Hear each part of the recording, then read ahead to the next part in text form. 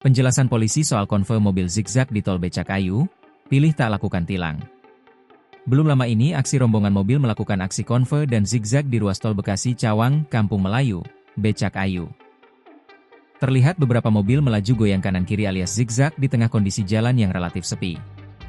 Narasi dalam unggahan tersebut menyebutkan meski lalu lintas tampak lengang, aksi tersebut tetap berpotensi membahayakan pengguna jalan lain jika terjadi kecelakaan.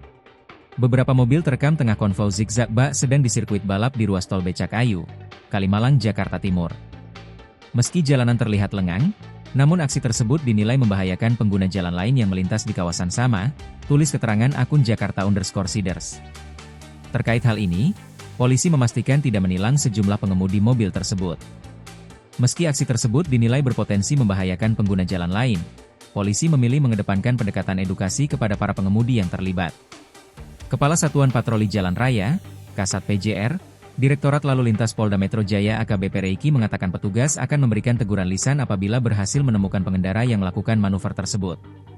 Apabila dapat, nanti kami berikan teguran lisan agar tidak melakukan manuver yang bisa mengganggu pengendara lain yang akan mendahului, kata Reiki menukil Kompas.com, 5 Maret 2026.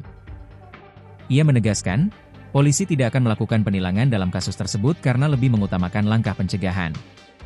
Saat ini, polisi masih menelusuri identitas pemilik kendaraan yang diduga terlibat dalam aksi konvoi zigzag di tol Becakayu.